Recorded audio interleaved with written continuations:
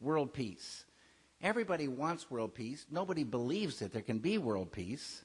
It's a nice idea, but that's all it is. Just a sweet, it's like a sweet little old lady idea. It's meaningless. It's never going to happen. And we think it's got to be this way. And so there is a science called Vedic science, and there's technologies connected with it. Science of consciousness, science of the unified field. Technologies from that can easily bring peace. And peace isn't just the absence of war. Peace is the absence of negativity.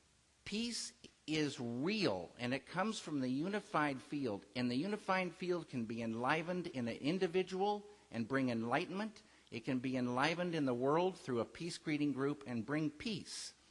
Dr. John Hagelin could talk for the next 10 weeks of this most profound science that just now quantum physics is approaching Vedic science.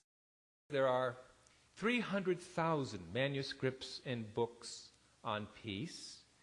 Each of these books and manuscripts have been read by an average 3 people, including the author and the publisher.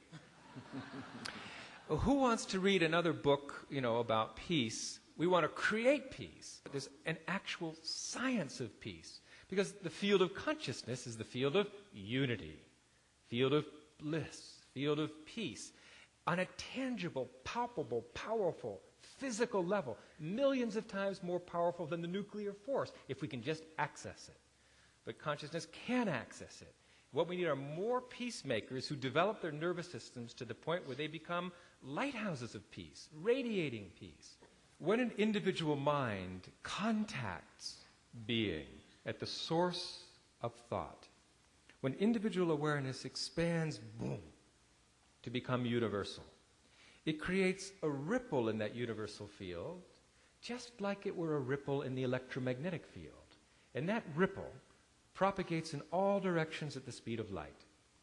Just like the electromagnetic field, if you have a broadcasting antenna and you shake the electrons up and down in a broadcasting antenna, that creates a local disturbance in the electromagnetic field, and that disturbance propagates out in all directions at the speed of light. If we have a transistor radio over here with an antenna, that'll cause the electrons in our antenna to shake up and down, and the shaking up and down of the electrons in our antenna is decoded by the transistor radio as music.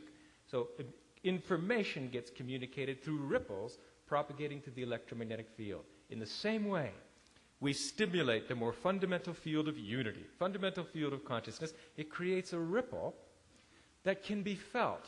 Research shows that to have a really powerful effect, you need these ripplers rippling in close proximity to each other.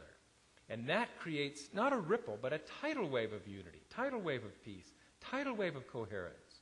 This coherence, unity, peace, gets communicated through the field of consciousness.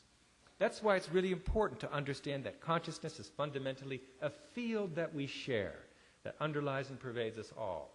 And amazingly, because the strength of numbers is such, it doesn't take that many people, about this many people, to influence the whole Midwest.